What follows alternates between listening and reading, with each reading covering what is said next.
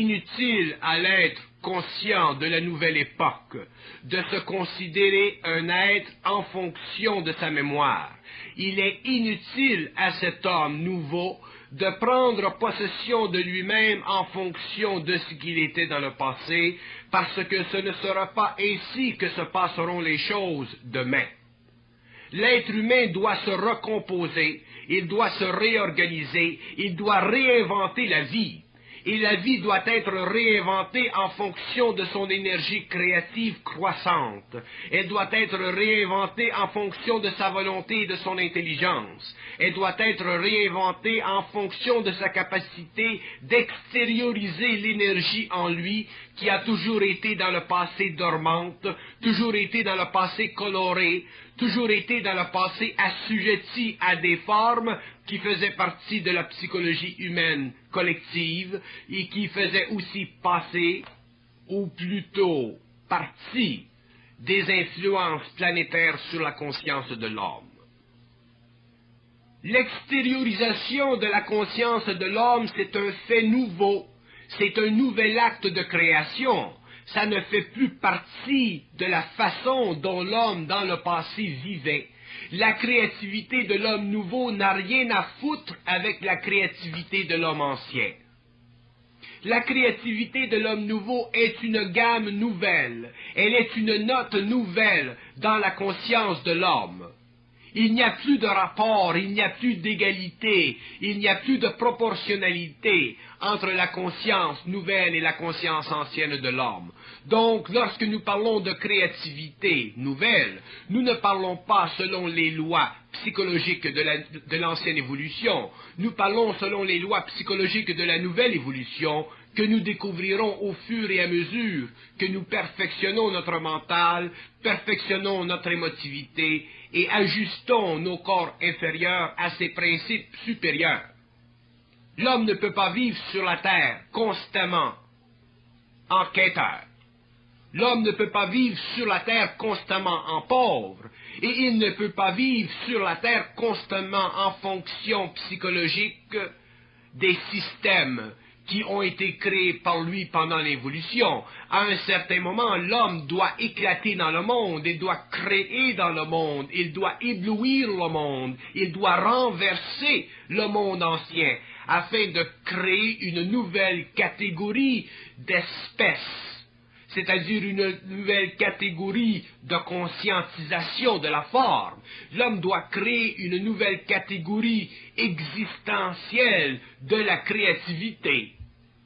Il doit, autrement dit, ramener sur le plan de la vie une nouvelle façon de vivre, de voir, de sentir, de percevoir, de savoir. Il doit inaugurer un nouveau règne. C'est l'homme qui doit inaugurer un nouveau règne. Ce ne sont pas des forces quelconques, que ce soit des forces extraterrestres ou que ce soit des forces éternes. C'est l'homme lui-même qui doit inaugurer un nouveau règne, et il inaugurera ce règne lorsqu'il aura pu lui-même inaugurer sa propre vie. Il est évident que l'homme pourra inaugurer sa vie lorsqu'il sentira en lui qu'il est capable d'extérioriser son énergie, qu'il est capable de rendre dans le monde ce qui est à l'intérieur de lui, qu'il sera capable d'exprimer dans le monde ce qui fait partie de lui. Et chaque être humain possède une clé à cette capacité. Chaque être humain a une clé qui peut être utilisée afin de rendre dans le monde une partie de lui-même. Ceci fait partie de l'évolution, ceci fait partie de la créativité individuelle, ceci fait partie du rapport étroit entre la vraie personnalité et le monde extérieur dans lequel elle doit baigner. Tant que l'homme ne pourra pas sentir, l'homme nouveau, ne pourra pas sentir qu'il est capable d'extérioriser son énergie, il se sentira impuissant, il se sentira à moitié composé, il se sentira incomplet, et ceci sera pour lui une souffrance, car il ne pourra pas mettre le doigt sur ce qu'il est. Il ne pourra pas sentir que finalement, dans sa vie, il a pu mettre le doigt quelque part sur un aspect de sa réalité qui fait partie intégrale de lui et qui fait partie en même temps de la totalité de lui-même. La raison aujourd'hui pourquoi la jeunesse est si perdue, c'est parce que la jeunesse n'est pas capable de sentir où elle se situe vis-à-vis elle-même. Donc elle doit se perdre dans les fléaux sonores de la musique, elle doit se perdre dans tous les attrape-nigauds créés par une civilisation mercantile qui essaie de produire dans le monde le plus de gadgets possibles afin de retenir l'attention de ces pauvres jeunes qui n'ont pas encore la maturité, l'identité et l'intelligence créative pour affirmer leur réalité au lieu de se la voir composée par une sorte de puissance infernale qui se donne tous les droits possibles et imaginables d'inventer toutes sortes de gadgets afin que nos jeunes, que notre jeunesse demeure les pieds dans le ciment ou plutôt les pieds dans la merde. L'extériorisation de l'énergie créative de l'homme devient de plus en plus difficile pour l'homme inconscient et elle devient de plus en plus réalisable pour l'homme conscient. Seulement vient le temps, dans les générations qui sont devant nous, où l'être conscient réalisera que l'extériorisation de son énergie n'est pas facile, que cette extériorisation ne dépend pas simplement de son désir, mais qu'elle dépend aussi de sa volonté et de l'intégration de sa volonté avec son intelligence. Il est évident que la transposition de l'homme ancien dans une nouvelle conscience, il est évident que la conscientisation de l'homme, de l'humanité, ne peut pas se faire sans qu'il y ait des déchirements dans l'être humain. Et c'est pourquoi l'extériorisation de l'énergie n'est pas facile, pour la simple raison que l'homme qui doit la vivre, l'homme qui doit enfin se sentir dans le monde renaître, doit en même temps sentir la mort de son ancienne conscience, la mort de son ancienne impuissance. Il doit se lever lui-même de son cercueil. Il doit s'élever lui-même dans le ciel de ses possibilités, parce que aucun homme ne peut le faire pour lui, et aucun homme ne le fera pour lui. Ah, il est évident qu'aujourd'hui nous avons l'occasion de nous nourrir à l'arbre fruitier d'une société bénévolente. Nous avons l'occasion aujourd'hui de participer à des bénéfices sociaux qui sont octroyés par les gouvernements dans le monde entier, mais ce n'est pas, ou plutôt ce ne sont pas ces dons qui feront de l'homme un être complet. Il est évident que l'homme devra un jour, de par lui-même, créer sa propre condition extérieure afin de se donner dans la vie un espace qui lui convient, qui est à sa mesure et qui n'est pas le produit d'une charité sociale. L'extériorisation de l'être humain est un phénomène nouveau.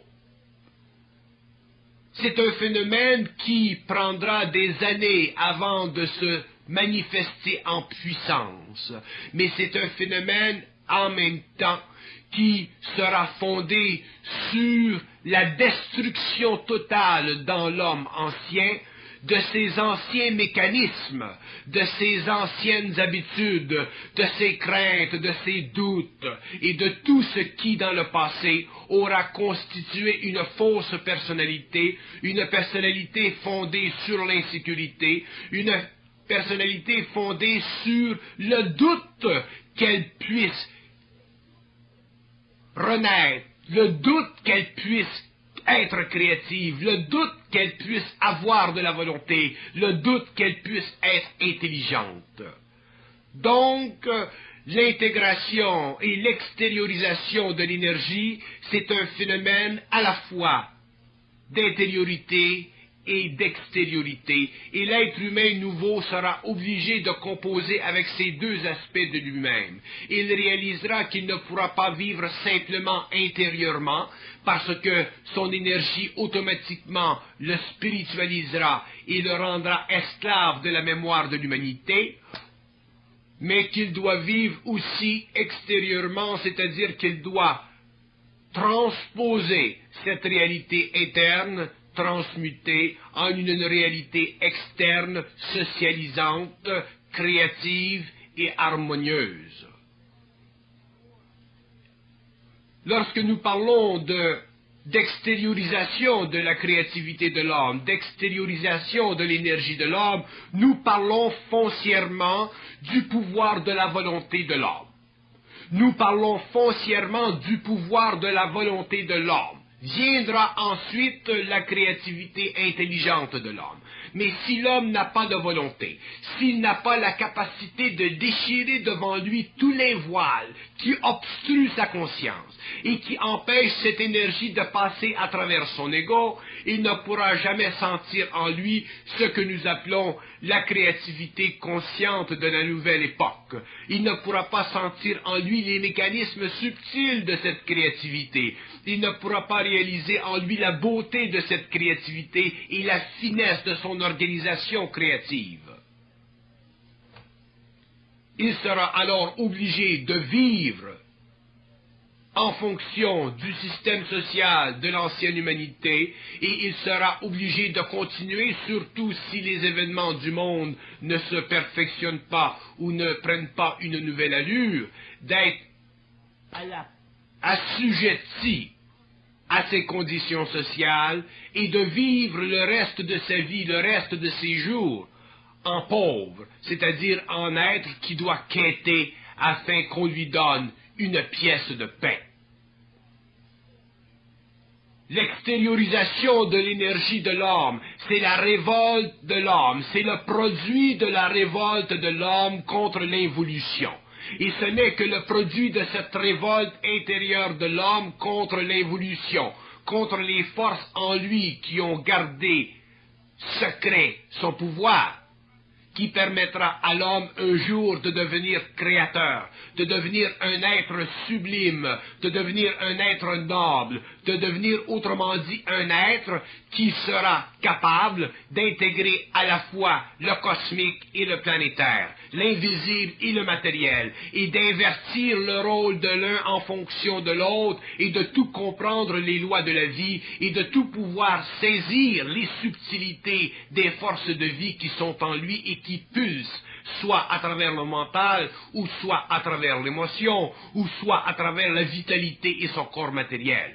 Et tant que l'homme n'aura pas connu cette rébellion interne, c'est-à-dire cette affirmation intelligente de sa volonté, il n'aura pas compris ce que c'est que la vie, il n'aura pas compris ce que c'est que l'homme, et il demeurera un être assujetti pour le restant de ses jours, quitte à mourir et à revenir dans un nouveau cycle d'incarnation, afin de parfaire ce qui dans le passé, à la fin du XXe siècle, il avait été incapable de saisir, parce qu'il y avait en lui trop de voiles, malgré toute l'instruction donnée à l'homme aujourd'hui dans le monde, à la fin de ce cycle et au début de cette nouvelle époque.